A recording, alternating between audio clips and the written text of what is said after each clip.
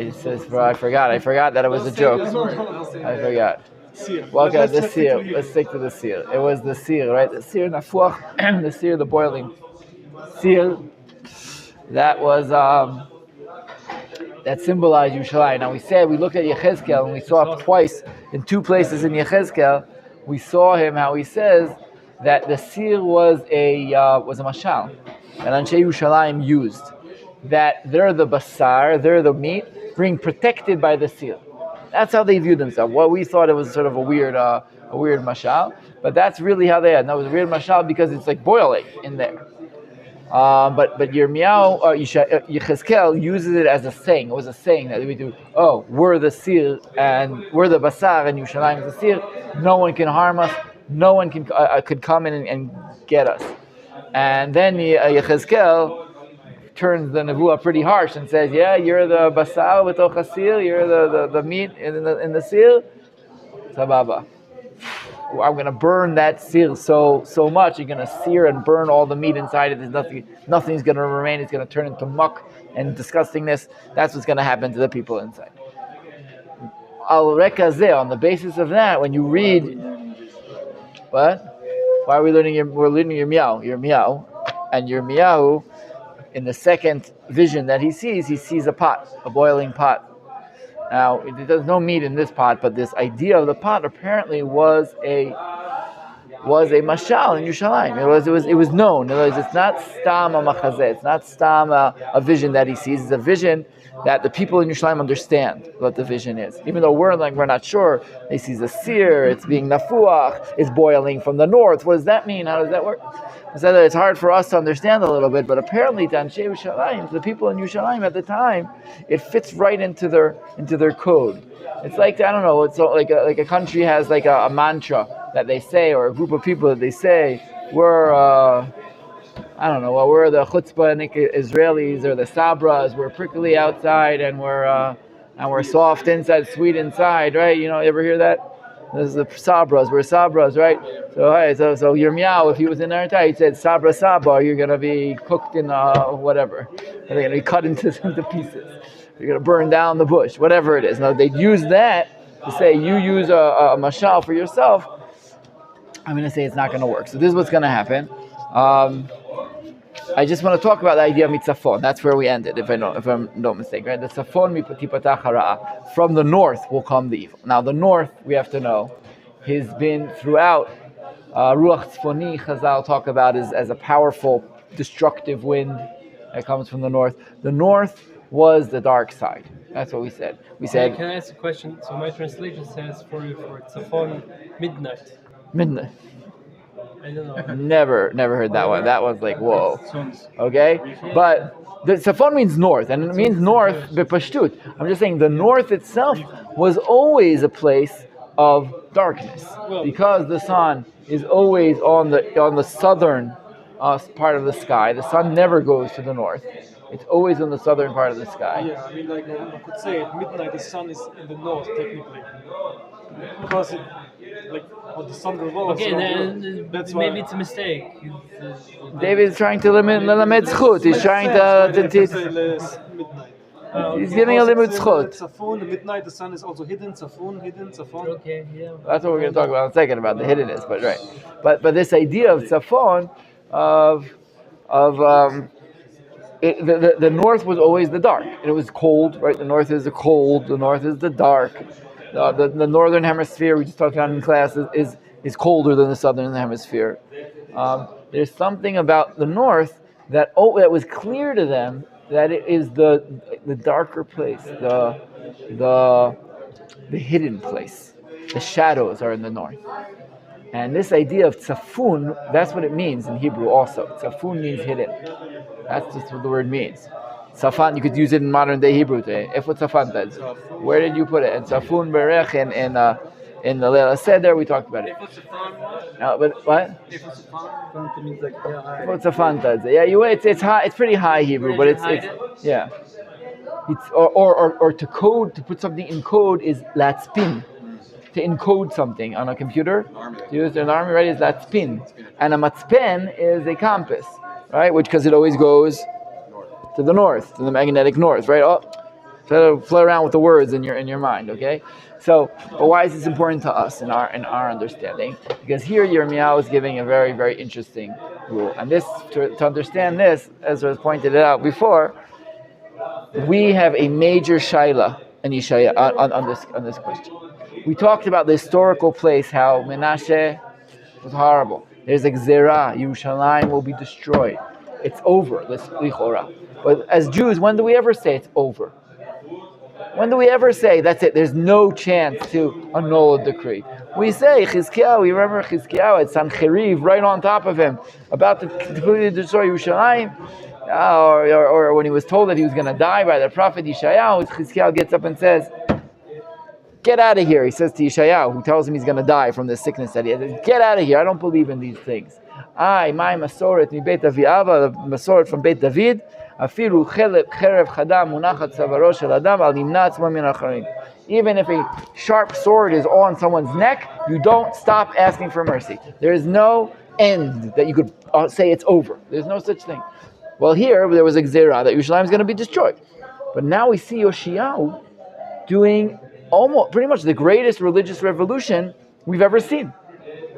We saw it, remember, wiping everything out, destroying Avodah Zarah, killing the Kohanei Abamot, taking the bones and burning it on the altars and destroying the altars, making everyone go before Hashem, doing this great Pesach, bringing back the 10 tribes. Whoa, he's a man on a mission. If he can't do it, who can? In other words, what more could they possibly have done? And it's a question because it doesn't work. And then Yoshiyahu is killed when he tries to stop the Egyptians from going up north. And that's it. It goes downhill from there. But why? What Yoshiyahu did is not enough. It's a hidden question. When you learn Malachim, you're learning, wow, amazing. And but it wasn't enough.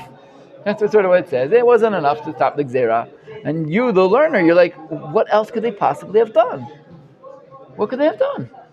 It seems that they did everything you need to do.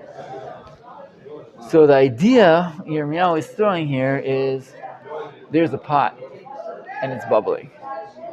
And this idea, something's hidden in the pot.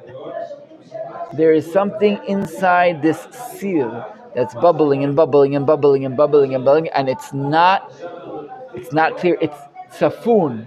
Guys, you guys got to be able to get over this. You guys got to get over this. Man, David, you got to be able to get over it. It must be the hour. But the word you're using is so like... Okay, I understand. I understand the first 3 times I said it, but I mean, yalla. Okay, yalla. So, find your merkaz, David. Find your central inner peace, and you'll be okay. Okay, so this idea of tzafun is one of the dangers of religiosity. What does it mean, the danger of religiosity? And now we're going to go into it. I'm throwing it out now. We're going to see it in the next chapter very, very strongly, okay? The danger is there is an outer motive or an outer actions, and there's inner actions or inner feelings or inner thoughts. And it's not always so clear what's really happening. In other words, you could look at someone and say, oh my gosh, this guy's a tzaddik, he's amazing, look what he's doing, look what he's learning, look what he's teaching, look what he's doing. But inside of him, exactly, you don't know what's going on inside. You don't know what's going on inside. Safun, what is hidden, what is encoded, what is deep inside, lo barur, what's going on there. We're going to see this is the real critique Yoshiyahu is going to have, Yirmeyahu is going to have on Yoshiyahu's time. In that the king, in his zealousness, is giving a facelift. He's changing society. But it's not so easy to change society from within. You could, Medinat Yisrael tomorrow can suddenly say, that's it, everyone Shomer Shabbos, everyone has to learn Torah, everyone has to this. What will happen? And they'll enforce it. They'll enforce it. They'll have, if you don't do it, you go to jail. If you don't do it, will it really change it? Well, it won't be immediate. What? Make it worse. It maybe make it worse. It will also definitely won't happen immediately. What exactly is happening? That we'll see. It could also like be changed. Could go for the better. It could what? It could go for the better. It could. Like, But it depends how much the people buy into what's happening. Well, this we'll see in a minute, right? But I want to throw that out already. This vision of the tzafun is an idea that there's something hidden going on. This is the pot. There's something hidden going on here in this seer with this other. Okay, so we'll have to see. I said we're gonna see chapter 2 Bezrat Hashem Od Mat in a minute, and there we'll see these things. Tov. Just one more word. The Yetzer Hara has an interesting word in Sefer Yoel, if I'm not mistaken. The Yetzer Hara is called the Tzfoni. The Tzfoni asir mi'ito. I'll take out the Tzfoni from him. The Tzfoni, the one who's hidden in him. And Chazal tell us it's another name for the Yetzer Hara. Tzfoni. Maybe also the word Tsefa may be coming from that, which is a snake, which is a viper. A viper. Tsefa is a viper. There may be some residue of the tzafon in that tsefa. So, anyway, what's going to happen? Pasuk Tet Zayin, or Pasuk Tet Vav, right? 15. כי הנני קורא לכל משפחות ממלכות צפון הנאום אדוני ובאו ונתנו איש כיסו פתח שערי ירושלים ועל כל חומותיה סביב ועל כל ערי יהודה. There's a vision here of all the kings of the north coming down and putting their seats in the sha'arim of Yerushalayim. Now, what do you do when you sit in the sha'ar? Judgment. Throughout the Tanakh, the judges sit in the sha'ar. He's going to bring them, and he's going to bring them, and then v'dibarti mishpatayotam al kol ra'atam. I'm going to be judged. I'm going to judge before the kings all the evil that Am Yisrael did. Asher azavuni, they left me. Ve'ektiru le'elohim acherim, and they served other gods. Ve'ishtachavu l'maaseh yadayim, and they bowed down to the acts of their hands, or the things that they made. And again, we stop and we say, 1 second, when and where is Yirmeyahu talking about? This fits very well into Menashe's time, right? Menashe, the king before, the horrible, horrible king who was before him, who turned Avodah Zarah into the public practice. He's talking to Sha'arei Yerushalayim. Sha'arim is the place where the judges is. He's talking. He's saying he's going to bring the goyim, the nations of the north, the kings of the north, to sit there, put their chair in the entrance of Yerushalayim, and they're going to be the judges. They're going to judge Am Yisrael, which is a frightening thing in itself. They're going to judge Am Yisrael. Says, I'm going to bring before them all my tanot, all my complaints against Am Yisrael, and they're going to judge them. But what are they judging them about? About leaving Hashem. But I'm going back again asking, what do you mean? Where is Yirmeyahu talking about? They're not. They're not. They're good now, right? Remember, Yirmeyahu starts. His prophecy starts. This is the first prophecy. It starts when Yoshiyahu is already doing the revolution. It's the second year of the revolution. It's the sea of the revolution. It's the height of the revolution. What? Yoshiyahu, the king, a good revolution. He's going and destroying all of Avodah Zarah. He's a Masa. It's amazing. Suddenly, you have this prophet who comes around. And it's like, what? What are you talking about? You've missed your time. You're an old prophet. You should have talked to Menashe. That would be great if you'd have talked to Menashe. By the way, not many prophets were left after Menashe's time. Why not? Because he killed them all. It says it, Befirush, right? He filled Yerushalayim with blood. There's not many people left. So people are looking at Yirmeyahu and says, maybe you're referencing a previous time. What are you talking about? Look. Yirmeyahu's he's not talking about a previous time. Let's go on, okay? And now he says, V'ata ta'azor motnecha. You tie your belt, but a belt ta'azor motnecha is for war, okay? Put your belt on with your sword. That's usually what it is, ta'azor motnecha. Get ready. V'kamta v'dibarta elmet kol asher anochi atzaveka. You're going to say to them everything I command you. Al techat mivnem penachitcha mivnem. This part we saw. He's going to war. Who is he going war against? Egypt. Against the end of Pasuk Yudchet. Lemalchei Yehuda, Sarei Kohanei U'La'am Haaretz. You're about to go to war with the kings of Judah, its ministers and judges, the priests and the people. The only people who forgot here are the Nevi'ei Sheker. They'll mention them later. Okay? Yirmeyahu is going to war. Now he's going to war in a really weird time, in a time that everyone seems to be going in the right way. So this is the question we're going to have to understand when we read Perek Bet. We're going to have to see how this works. Now, another caveat right before we go. Again, Pasuk Yutet says they're going to fight and they won't be able to beat you. Hashem says, I'm with you. Okay? That's the end of Perek Aleph. Let's go on to Perek Bet. 1 second before we start Perek Bet. The order of Sefer Yirmeyahu is a very interesting question. Okay? It's 52 chapters, many chapters. Is it in chronological order or not? Big shaila in the Mefarshim. Okay? Do I see? Is it, in other words, is this? Is it? We know that Yirmeyahu prophesies in the 4 kings, over 4 kings, 5 kings. Yoshiyahu, Yoachaz, who only is for 3 months. Yoyakim is 11 years. Yoyachin is 3 months, and Tzidkiyahu. 5 kings. He's going to be Yoshiyahu and his sons. He's going to be prophet for all of them. They're not all the same thing. Yoshiyahu, we talked about, is an amazing period of revolution, spiritual fervor, revolution. Yoyakim, horrible. Tzidkiyahu, in the middle. How do we know when he's talking about? What part of where he is in each part? It will be very, it will be interesting. So there's a Rav named Rav Beni Lau, who put out a book on Yirmeyahu, and he offered a whole. He went through all the chapters of Yirmeyahu and he put them in chronological order, the way he understands it, going by its history. We're going to reference it sometimes we won't.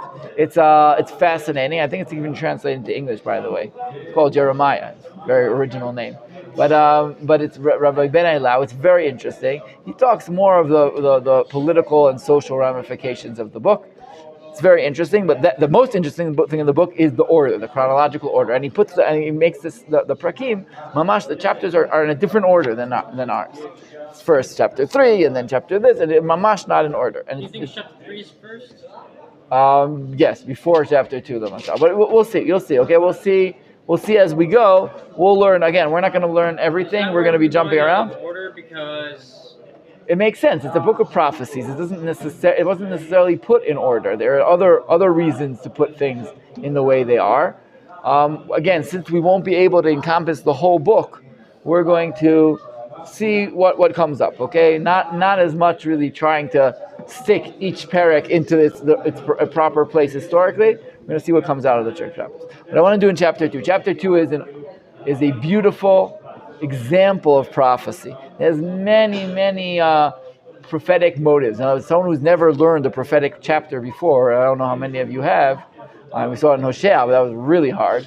This is like a classic prophetic chapter for many reasons. It has nechama, it has consolation, it has puranut, it has destruction, it has harsh prophecy. It has many examples and parables and similes and metaphors. It's word plays. It's like a very interesting chapter. Hebrew will be the more Hebrew you know, the better, the easier it will to understand this. The English does not do justice to this chapter.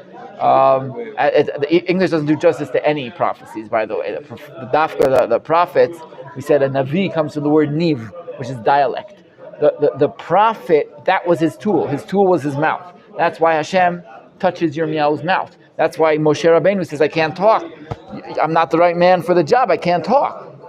And that's why Yeshayahu also is going to get his mouth touched with a coal from the Mizbech. And Yechezkel is going to swallow a scroll. All these are. Calm down, everyone. Also what? Like something with The Ritzpah, he touches him with a coal to his mouth. Yeah, Yeshayahu. All the major prophets. I believe in prophecy. But I'm just saying, all these things, the prophet, that's his power. His power is in his mouth. His power is in his a deliverance of Hashem's word. He's Hashem's mouthpiece. Okay, guys, they're Hashem's mouthpiece, and therefore the words are very powerful. The words resonate. They resonate till this day. Okay, but the Hebrew is the vessel that it comes over in. So any translation of it is always going to be a shade of what really is there. Yeah, let's go. הלוך וקראת באוזני ירושלים לאמור. כה אמר אדוני, זכרתי לך חסד נעורייך, אהבת כלולותייך, לכתך אחריי במדבר, בארץ לא זרועה. קודש ישראל לאדוני ראשית תבואתו, כל אוכליו יאשמו רעה תבוא עליהם, נאום אדוני. 3 psukim, beautiful, beautiful psukim. There's even a very famous song about this. כה אמר Hashem, זכרתי לך חסד נעורייך. Beautiful, beautiful spirit. Let's just translate it to understand what's going on here, okay? And then suddenly we'll see 3 good psukim and around 35 not so good psukim. We'll see. Go and call in the ears of Yerushalayim, of course the people of Yerushalayim, Lemor. כה אמר Adonai, so says Hashem, Zacharti lach chesed neurayich. I remember your lovingness when you were young. Ahavat klulotayich, the love of our marriage, our early marriage, like a kala, klulotayich, like a kala, right? Chatan and kala. Lechtech acharai bamidbar, when you walked after me, you traveled, you after me, behind me in the desert. Be'eretz lo zru'ah, in a land that isn't planted. Kodesh Yisrael Adonai. Israel is sanctified to Hashem. Reishit tevuato is the first of his crops. Kol ochlav yeshamu. Anyone who eats him will be blamed or will be turned barren, will be turned to wasteland. Ra'ah tavo alehem. Evil will befall them. Neum Adonai. Is this the prophecy for the nations are going to take over? One second, not at all. That's what I was saying at all. No, he's saying afuch in this one, in these first psukim. He's saying Hashem remembers our chesed, our loving, our connection when we were young, how we went into the desert after him. We're going to talk about that because it fits right into Parashat Bamidbar, right? And what we're doing now is Parashat Bamidbar. They're going in the desert. That's what's happening. We're going to see next in two parshiot. We're going to see that this whole issue is a major issue. We're going to see in a second. It's like when you rebuke someone, you say in the beginning, I love you, right? So first of all, you're right. Amash. It is the beginning here. It is the beginning here of saying, Emet. Before he starts a very, very, very harsh rebuke, there is a basic understanding of love. Look at what the Malbim says here. I'm going to read you guys the Malbim. Okay, before I go into the specifics of what exactly the love is and what they're finding, what it is. הקדים הקדמה כוללת לדברי פורעניות אשר ינבא בכל הספר הישראל. There is an intro. These psukim are an introduction to all the very harsh prophecies Yirmeyahu is about to say to Am Yisrael. And he says, Yodia, this it will be let known. I am saying, and let it be known. Ki bechol haonashim va'isurim she'avi Hashem al Yisrael, all the punishments and all the hardships and the afflictions that Hashem will bring on Am Yisrael. Od avato alehem, he still loves them. Ve'od lo shachach brito mimei kedem, and he has not forgot the covenant of the earliest days. V'chol ochlehem anosh yaneshu, anyone who does bad to Israel will be punished. Ke'av shekatzaf al bno, like a father who gets mad at his son, umosro leshluchim achzarim, and he sends him to very, very achzari. Oh, I'm blanking. Sadistic, okay? Evil, sadistic messengers, la koto makaraba, to hit his son really hard. Shebechol zot libo doev, still his heart it goes out to his son. Umaleh rachamim al bno amukeh, and he has lots of rachamim, of compassion on his son who's hit. V'kotzef al achzar hamakeh, and he gets angry at this guy who's bashing his son, even though he gave him to him. But there's he's hitting him too hard. He's hitting him. You can't do that. V'sofo litol et shelo mitachat yado. At the end of the day, those people who hit the son too hard, too harshly, will be punished. So is this the So, yeah. prophecy on the nations that will attack Israel? Yes, it is. Not only that, I mean, just on the basic level, it has proven to be true over history. All nations who have hurt Israel, they don't stay around for very long. At the end, I mean, maybe a little longer, but not forever. If I think Natan Sharansky. You guys know what Natan Sharansky is? Natan Sharansky was an Asir Tzion. He was a Soviet. He was in the Soviet Gulag. 3D. What? How I recognize like anti-Semitic tropes to Israel. No? The 3Ds. Right. So he wrote. He's an amazing man. First of all, he's an amazing man. He withstood the pressures of the Gulag for 8 years. Amazing stories that he has. He's like this little guy. He's like this big. He's like really short, but he's an amazing. He's a Mamasha hero. Mamasha hero, a modern day unbelievable hero who wouldn't put down his beliefs.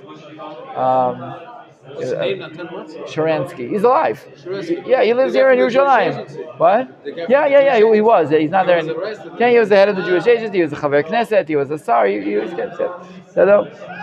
But he said, he's told empires. He said to, I don't know if to Russia, to America, he said, listen, you will be measured by how you deal with Am Yisrael. That will be your measure. You harm Am Yisrael, you will, he said this now, he said you will go down in history as the evil one and you'll be erased.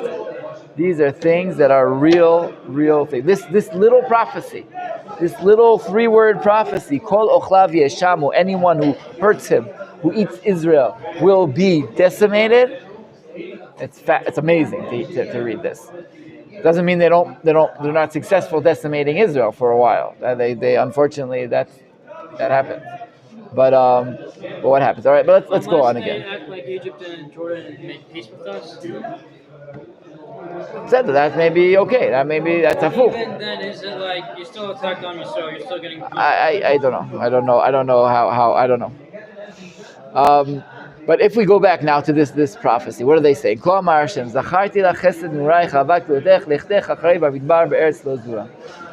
was the love of Israel? What is the prophet so saying? This is amazing. This is astounding. When Am Yisrael left Egypt, they just walked into the desert. 3 million people. That's pretty much the number, pretty much, right? There are 600,000 from men from 20 to 50, or 60, whatever. 50, right? 20 to 50. So how many people are there really? There are people over 50, there are people under 20, and they're all the women. So give or take, 3 million people. 3 million people walk blindly into the desert. What? I understand, but that's the yofi. But they go. We will follow you, Hashem, wherever you go. And in Parashat Balotecha, in that we're going to see in 2 weeks, less than 2 weeks, 2 weeks, they'll talk there how exactly Am Yisrael moved in the desert. Right? How did it work? The cloud moved and stopped, and went up and went every day. It may be. You guys have to. Imagine yourself with a family, okay? I have 6 kids, 7 kids, 8 kids, 9 kids. I'm walking in the desert, okay? We don't know where in the world we're going. We don't know when we're going there. What is the only thing that tells you where you're going to go and what you're going to do? The cloud. When the cloud stops, you stop. So can you imagine the hard march for a day? You walk hard, the kids are crying, it's hard, it's hot, my feet hurt, whatever. You get to a place, you set up camp, you sit down, and the next morning the cloud goes up again and starts moving. Oh my gosh. And then it goes and then stops. And then you don't know if it's going to be a day, 2 days, 3 days, 4 days, 5 days, a year, 2 years, 3 years, 4 years. You don't know anything. That statement, Hashem, I am completely in your hands, cemented in Am Yisrael. It's cemented in Am Yisrael, the bitachon be'Hashem. It was sort of like Maaseh Avot Siman Labanim, how when the Avraham, Yitzchak, and Yaakov did things, it cemented things in Am Yisrael. This motion is this is what Yirmeyahu is referencing hundreds of years later. Hundreds and hundreds of years later. Yirmeyahu is saying, Hashem still remembers that. That is your DNA, Am Yisrael. That's your inner DNA. Complete and total trust in Hashem. No matter what happens, no matter what's going on, that's your DNA. That's Hashem will remember no matter what. Zacharti la chesed neuraich, ahavat kliyotayich lechtech acharei bamidbar be'eretz lo zura. You followed me there. You followed me into the desert. So this idea of trust, we're going to see how that's what flips also. In other words, this is your DNA. How much more sad is it when trust is not what's going on between us right now? How much more sad is it when you're being when you're being false? I have a question. It says here, speak to the ears of Jerusalem. Not one people listen to him? There are a couple of people who listen to him. Some people hear him. Not many, though. And again, the prophecies he's going to say, he's going to B'etzem say, it's not working what you're doing. Do you like it when people tell you it's not working what you're doing and you think it's working? Most people don't like it so much. Definitely not people in charge. They really don't like it when you say, right? The guys, hey guys, let's do something. We're doing something. And there's the guy on the side. No, that's not real. That's not working. That's not the Sefer. Come on, who's like pulling all the air out of the balloon, right? You're letting all the air out. Yirmeyahu is the official party pooper of Am Yisrael. That's what he does. He pulls up a mirror for everyone and says, "Yeah, is this true? Is it be'emet what you're doing? Come on, it's not easy." So I'm sure there are some people. We know he's going to have a scribe named Baruch ben Neriah who's going to join him. There are some people who believe him. Some of the kings may believe him, but Tov. Kodesh is the second pasuk, just understand. Kodesh Yisrael Adonai Reshit Tvuato. Am Yisrael are like Truma. That's what everyone here says. Truma. Seder? They're like Truma. What do we know about Truma? We just learned this in class, right? What's Truma? Truma goes to the Kohen, right? And no one else can eat Truma. If an outsider eats Truma, Mavet b'dei shamayim. It's a horrible, horrible thing. You can't eat Truma. Am Yisrael here are likened to Truma. Reshit Tvuato, kol echlav yosha. Anyone who eats them will be decimated. Yeshamu. There's a word Hashem, which means guilt. Ashma is guilt, and Shmama is desolation. So it may be playing on both these words. Kol ochlav will have blame on them. They will be blamed, and they will also be decimated. It's playing with the word Ye'eshamu. Says Rashi here, Ye'eshamu, or the Radak here. Well, Ashamnu, that means we're guilty, right? That's what Ashma is, guilt. I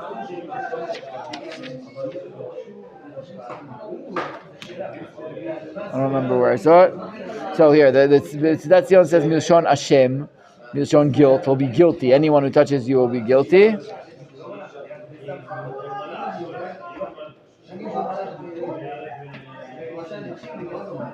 So I see. That's what most of the people here say. Yeshamu. So more of that, more than Shmama. That's it. Evil will befall them, Ne'um Hashem. So before we go on, this is the basis of everything that's going to happen. Hashem remembers the love. He remembers that they can be loyal. It is in their DNA to do. Hold on to your seats. Here we go. Shimu dvar Adonai Beit Yaakov v'chol mishpachot Beit Yisrael. כה אמר אדוני, מה מצאו אבותיכם בעוול כי רחקו מעלי, וילכו אחרי ההבל ויבהלו. ולא אמרו, איה אדוני המעלה אותנו מארץ מצרים, ומוליך אותנו במדבר, בארץ ערבה ושוחה, בארץ צייה וצלמה, ובארץ לא עבר באיש ולא ישב אדם שם. Just a quick translation. So says, and what did your forefathers find wrong in me that they left me. And they went after nothingness, and they have become nothingness. They go after falsehoods, and you become false. When you leave a true God and you follow falsehood, as we talked about throughout all prophets, this is one of their major issues, idolatry leads to immorality. Idolatry and immorality are interconnected in a way that is complete. I'll bring you guys the Machel that I heard, that one of the beautiful Machel. Why does idolatry lead to immorality? Because in idolatry, you're like a kid. I don't know if any of you were like this. A kid who plays off all the different people who are in charge of him, right?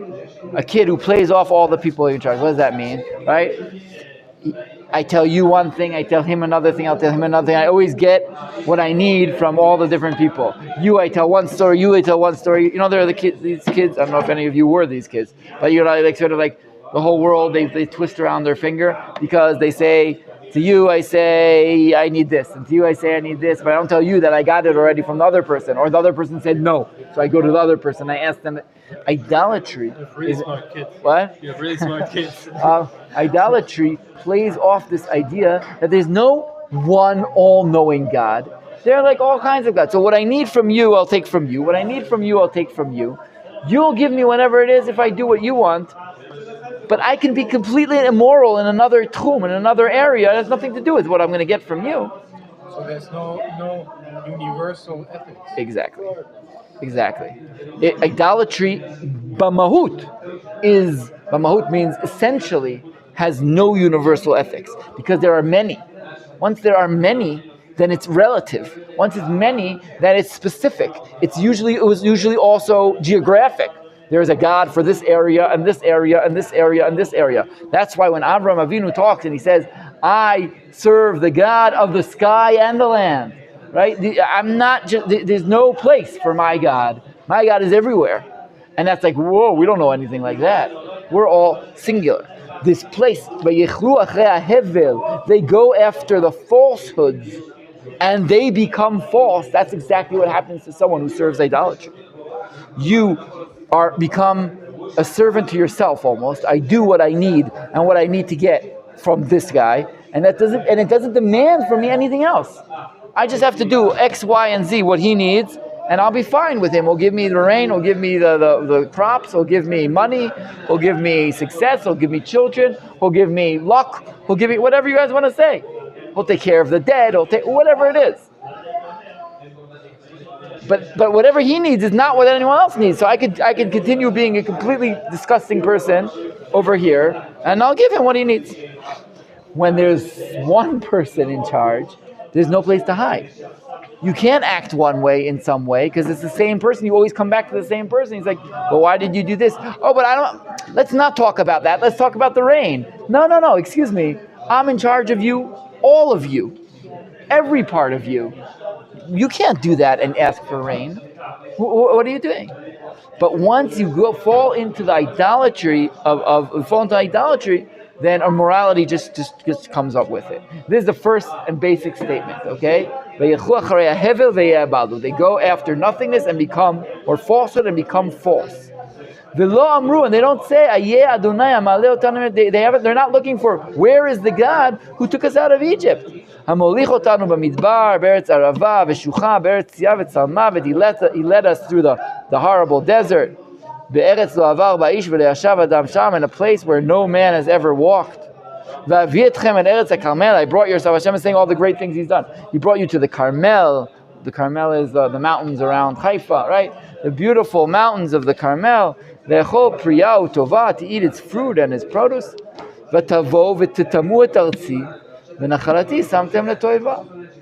You're turning my land into an abomination. You're just not. You're completely ungrateful. And what's happening? You're unfaithful. That's really what it is. When you come into the land, what happens? It starts working on its own, right? In the desert, they needed God. Oh wow, they needed God. Man, water, right? You were out for, if Hashem would have left for a day, that would have been the end of the whole thing. It was clear that you needed Hashem. Once they come into Eretz Yisrael, They became fat and forgot Hashem. I'm good. Good, Hashem. Thanks, Hashem. We're good. You can no help. It's all right. We're fine. This happens. It happens to us all the time. When we get sick, when we're in trouble, suddenly we are the most religious people in the world. In everyday life, oh yeah, right, Hashem, right. Sorry, forgot about him. He's not usually present in or hopefully he's present. You guys, Baruch Hashem, are in Gan Eden, you're learning in yeshiva.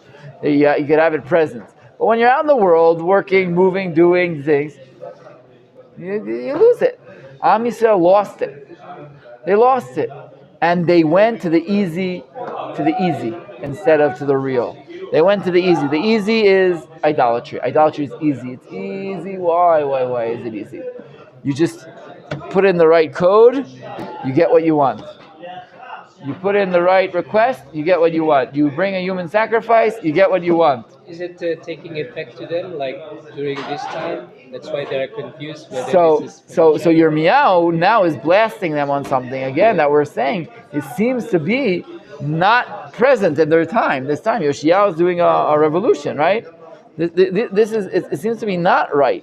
Well, that's a question we have, right? Everything he's saying here, we understand it if he was talking about Menashe's time, right? The king, the previous king, he was really, really bad. It makes sense. It's interesting that he's talking about this. Well, look what he says now. Now he starts talking. Remember, he's going to fight against everyone. HaKohanim lo amru ayeh Hashem.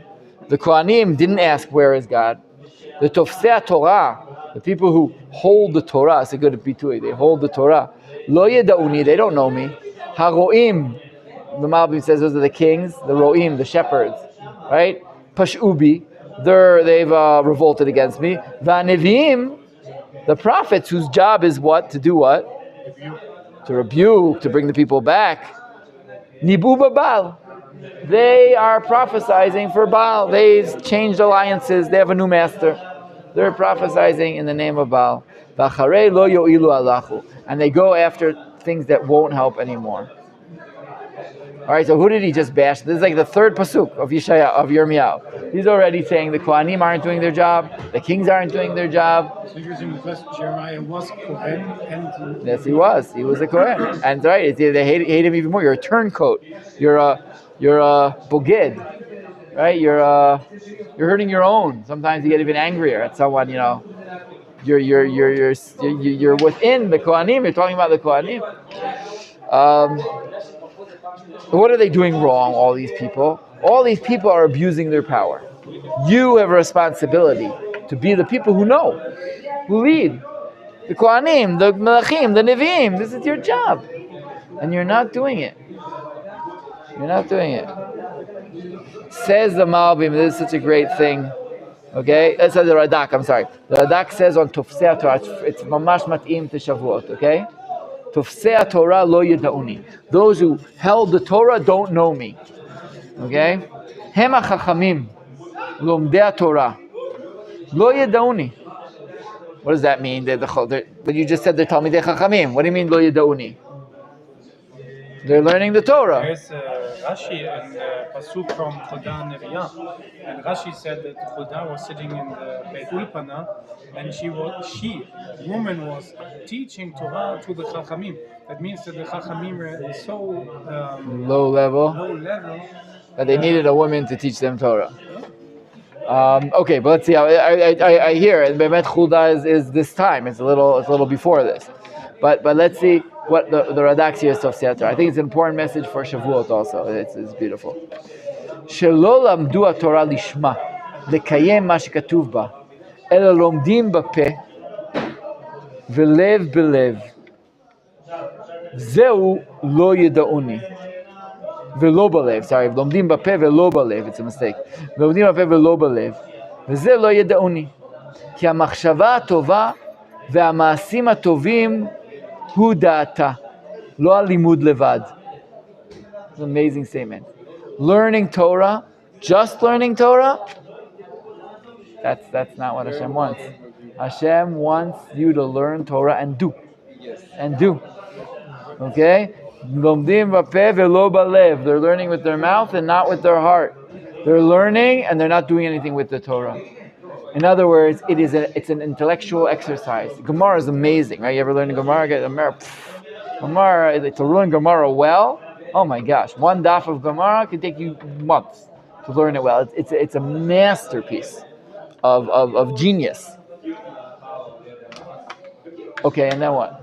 And then what? What does it do to you? Where are you after that? What have you done?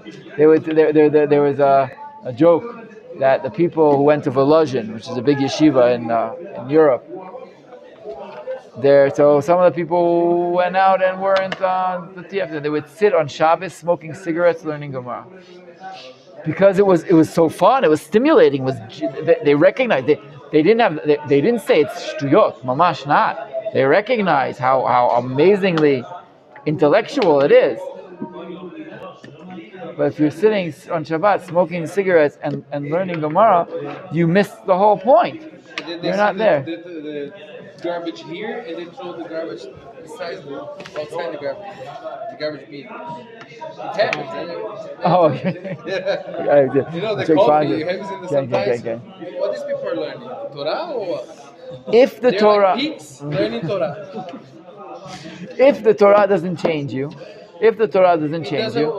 then there's a problem. It's just in your mouth. It's not in your heart.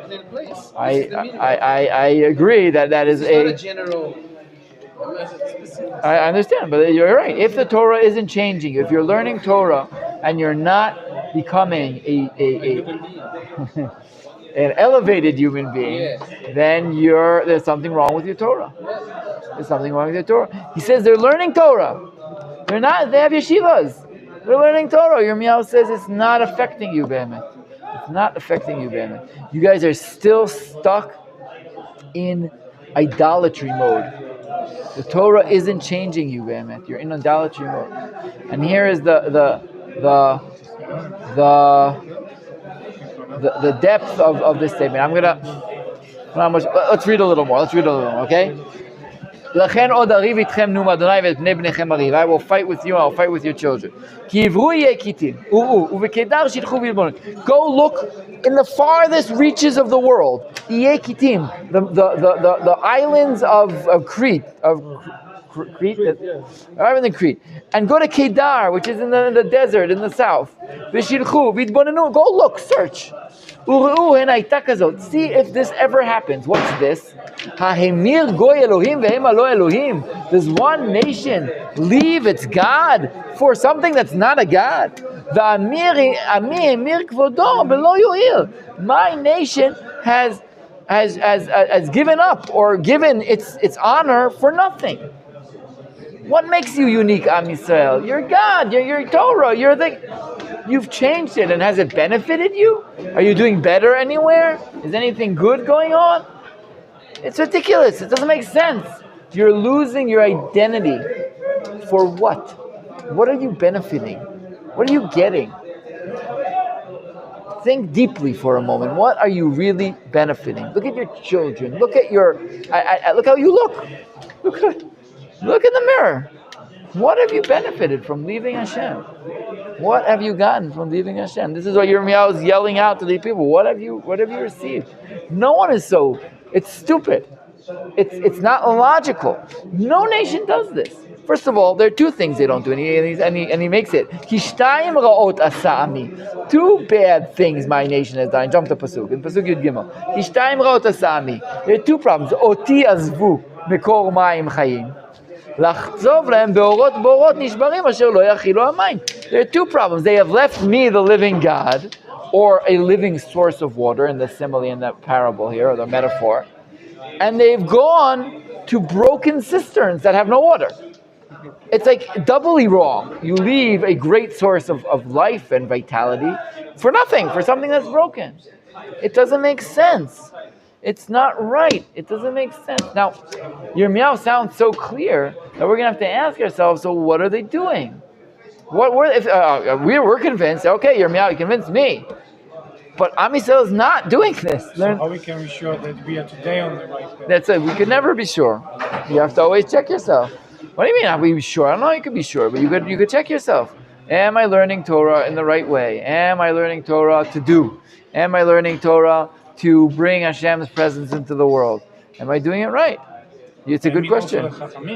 You have to ask. Maybe am I doing it correctly? It's mamash lo pashut. It's lo pashut. This age is the age that has most knowledge from Torah ever, because it has all generations. More people know more. Yeah, it's much better than I don't know. There used to be great Talmidei Chachamim who knew everything. You know. Yes. But nowadays we have a lot of Now they're sources. I hear that we've developed more. I believe. I think you're right. But is the Torah really effectively better? That's another question to have. It's a question you're asking. It's a question we should ask ourselves. But I just point out that this idea that Am Yisrael has left Hashem for nothing is a very, very strong idea that Yirmeyahu says here time and time again. You've left Hashem for nothing. You're not benefiting from this. You're not getting something. And I'm asking us, so what are they doing? Why are they doing it? And we still have the question, is he talking about Yoshiyahu's time or beforehand? But let's leave that question out. Because why? They are getting whatever they want. Are they getting whatever they want? Because the Rabbi mentioned earlier that you pray to the Avodah Zarah. And you get the rain, you get the crops, you serve. Well, you get one thing you get is you're normal. You what? You're normal in the world. You're normal. You're not these crazy religious wacko. What? No, I'm saying what you get from doing the Avodah Zarah is the other nations know what to do with you. You're not so different. Remember, many students I had in the previous place I taught, they would take their kippahs off. I said, they would take their kippahs off. High school kids. Not much younger than some of you. They would take their kippahs off. And they wouldn't want to keep on. And I would sit and I'd say, why are you taking your kippah off? And they say, we don't want to look different. We don't want to be saying we're religious, we're special, we're different. We want to be like everyone else. That is a big issue. People want to be like everyone else. They really do. This is the real freedom. They really do. Jews sometimes just want to be like everyone else. Say, why do I need to be unique? Why do I want to? I used to tell them, do you guys like soccer? I say, yeah, we love soccer. You like Beitar Yerushalayim, right? You've heard of Beitar Yerushalayim? It's like never heard of Beitar? Beitar. It's the yellow, right? It's scarves, and you guys have a scarf for brothers. So some of them didn't, but a lot of them did. Right? They have a scarf, and you wear that scarf, right? Why in the world do you wear that scarf? Do you think you're wearing that scarf is going to help your team win on the side? Like, what are you doing when you wear? Your fan support. Oh, what does that mean? You're basically interacting with the other fans, even though you don't know them. You're probably not. And then it has nothing to do with the team. It's just you and the other fans. No, it doesn't. You have, and you're invested. When they lose, you cry. When they win, you party. So you're saying we keep us fan merchandise for Hashem? I'm saying. One way I explained it. They said, "I'm on his team. This is his team. I'm on his team. Yeah, I'm on Hashem's team, and I want to say that. And I want to say I'm on his team. I want to say yes. That's exactly what I want to say. You wear your Barcelona scarf, and I'll wear my kippah and my tzitzis and my payas, and I'll say I'm on his team. Nachon, it's a little outward. It's a little not the deepest thing in the world. But hey, that's what I want to say. It's meaningful to me. I want to say I want to be on his team as much as I want. That's who I want to be. That's how I explained it. It usually didn't convince them, but at least I think it's an interesting concept. And in this way, Am Yisrael at some point. You're welcome. This was like that. but Am Yisrael here are saying we want to be like everyone else. Stop being so different, right? Avram Ha'ivri got everyone nuts. Just stop being so different. Right? He's on one side of the river, and everyone else is on the other side of the river. That's what they say, Ivri. He's on one side, everyone else is on the other side. Why do you always have to be so antagonistic? Why can't you just bow to this dumb idol like everyone else, ask him for what he does, and die? What are these religious things? And it's so ethically demanding what you have with this one God thing. It's so. Why are you so hard on yourself? Well, yeah, what? Why are you so hard on yourself? It's so hard to be true. You're That's hard. what they say. You come on, just do a sin here and there, right? Just do it. He doesn't see. He's only the God of Tel Aviv. He's not the God of Jerusalem. Go to Jerusalem, do a sin, and then go back to Tel Aviv and don't do the sin. Right? And it's a concept. It's a mindset. It's a mindset. What Hashem calls that is unfaithfulness. That's what he says. Unfaithful. This is going to be the major parable or the major metaphor of Am Yisrael is going with another woman. That is the major metaphor in all the prophets. We saw it all over in Hosea. We're going to see in Yirmeyahu, Yeshayahu, all of them use that idea. It's unfaithfulness as opposed to what they were when they left Mitzrayim. When they left Mitzrayim, we were only with God. We were willing to follow you anyway, right? When a young couple is in love, at first they're like, we're together forever, through death, through the fire. We're there. I'll follow you wherever you go, right? It's like beautiful statements of faithfulness. Yeah, but sometimes it's hard to be faithful. Sometimes I want to just a little bit on the side here, a little bit on the side there, a little bit. And once you do it once and twice and three times, and it's nice, and you can let down your guard, and you can let down your holding, your ethical thing. I'll go out and I'll do X or Y. No, but we have a God who's everywhere. He sees everything. He's everywhere. He demands that actions, that there's no time off and no days off that you could take a day. Okay, today I'm not doing Torah and mitzvot. Okay. I always wanted to ask you something, and I always forget because I saw one day one comment on the scene of the cow, the golden cow, right? And one I don't know if it's from the town that says the people went to the golden calf because they didn't want to follow the moral God. They wanted the new God that has no rules. Well, you have to understand what they're doing in the world. These are different parshanuyot, different commentaries on what exactly. They opened the sea and they saw everything, and then suddenly they go to the golden calf, and it doesn't make any sense. But the Chazal say throughout, many times in the Torah, is they're sinning is because they couldn't handle it. They couldn't take it. They couldn't take it. It's too much. B'miuchad sexual things. They couldn't. The limitations that blew them out of the water. Coming from Mitzrayim, where it was disgusting. They suddenly to have all these rules and regulations. They were. We want something else. We want something else that we could see and limit. Yeah. Limit in space. That's what a pesel is. A pesel, right, is it's limited. Okay, so it's there. I can see it. It's there. That means if I go behind the mountain, I can't see it, and it can't see me. Be'emet, you have to understand what this is. It's not so silly. It's not so silly. For those who understand monotheism and the essence of what one God means, it's silly. But on a livable level, you can understand it. It's too much. I need to be able to go do this. So Chazal say you never do a sin unless until he becomes like he's crazy for a minute. When you sin, you're crazy because in a sense you're saying, okay, no God, he doesn't see me. No God. That's really what it is. You change your God. What? Or you change your God. But you can't change a God when there's one God. There's no other gods. It's the only one. There's no right. It's a problem. There's no. That's why you say he's one in a way that so it's different than any other oneness. Right? Oh, for sure. A sin is in essence saying there is a. That's why we call that chilul Hashem. What's the word chilul Hashem mean? Separation of Hashem's name. But a chilul, so it could be chol, but it's a halal. A halal is a space that has nothing in it. You are making a space without Hashem. That's what you're doing when you do a chilul Hashem. Saying, or in the world. Even if you're alone, you're right. And even in alone, when I do a sin, I'm doing a chilul Hashem. Exactly. It doesn't have to be in front of anyone. I'm making a space without God. It's a thing. This is the level of faithfulness that Hashem is demanding of us. And this they weren't doing. Now, how does this come back and play into Yoshiyahu's time? So here's a midrash that Ezra quoted a while ago, and that is that Yeshayahu is doing a revolution, and he's forcefully doing a revolution. He is going in with soldiers, and they're cutting him down. You serve Baal, you're dead. So it's a scary revolution. It is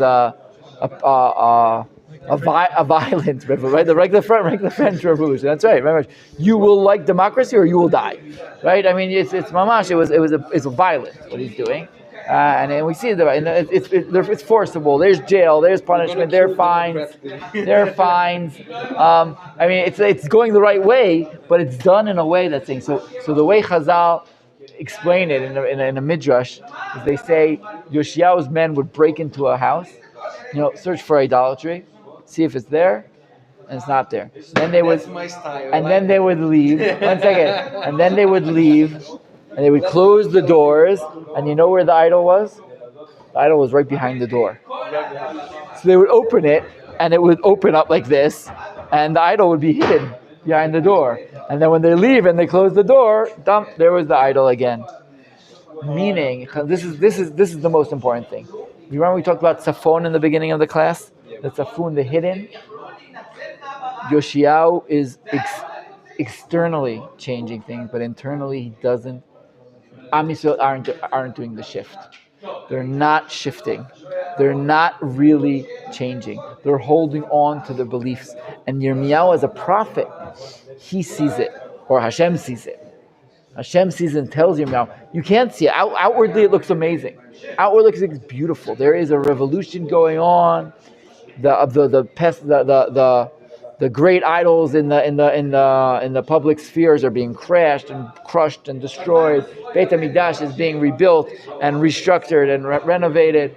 Everything's beautiful. But in their houses or in their hearts, the people want idolatry. As we said, it's so much easier. It's so much more fun. It's so much easier. So much less demanding. So much less demanding. That's what they want. And Yirmeyahu is saying, you are unfaithful. You're unfaithful. You're not doing what you did when you left Egypt and you were faithful to God. You're unfaithful. It's hidden. You're echad b'feh ve'echad b'lev. You're one in your mouth and one in your heart. You go out to Yoshiyahu's great rallies and you wear the kippah and you wear the tzitzis and you say, yeah, I'm there. And you go home, close the doors, and there's the idols right there again. That's where you are. I don't think Chazal meant it. That was really with the doors. I think it's more talking about the hearts. They are still connected in their mindset, in their understanding that we don't really want Hashem. We don't want Hashem. Look out the window right here. People don't want Hashem. They don't want Hashem. It's easier without Hashem. I can do what I want. I can justify anything. I'll justify it intellectually. I'll justify it morally. Whatever you justify, you're justifying what you want to do. You're not subjugated to something. That's what idolatry always is. Idolatry is projecting what I want to do on something else. Be it human sacrifice, be it whatever it is. It's a projection. It's not real. It's allowing me to do whatever I want. It's what it does at the end of the day. It limits my moral obligations to a certain place, to a certain way, to a certain action. That frees me from everywhere else. Idolatry is the freedom to do everything else. I believe Christianity did that too, in that sense. In that when it defined where and whatever it is, this is, outside that, the cruelty was ridiculous. To each other. Azov the Jews, to each other. The cruelty was ridiculous. You can't do that by us. You can't. It happens. I mean, it happens. We see it here. I mean, it happens. But because it's hard. Because it's hard to be. This is the Bikor. Now we can understand a little better what's going on here. And why Yoshiyahu doesn't manage to rectify what happened in Menashe's time. Because when Menashe hammered into the people, they haven't forgotten. They 55, 57 years of living this way, it's not so easy to leave that. Not so easy to let it go. Religious revolution, religious revival is a deep, deep process that needs a long time and a lot of Mesiut Nefesh. You need to really send yourself in for it. And the people aren't up to it. And that's what Yirmeyahu says. This is why it's just fascinating. When you read the prophets tell the subtext of the reality. That's what they're saying. You read Melachim, Sefer Melachim, like we saw the first two lessons. We read the storylines, interesting history, wars. The prophets say the subtext. What's happening in the spiritual realm? What's happening in the thought process of the people? How are they conceiving the world around them? And here Yirmeyahu is not so happy. Or Hashem's not so happy with what's going on. Tov. With that happy note, we're gonna stop here. Okay. I think we're gonna jump ahead. We're gonna move on to the next chapter. Perek Gimel. We're gonna move around. Maybe see a little more Perek Bet just to see just how harsh he is, because he comes in really harsh with the wording.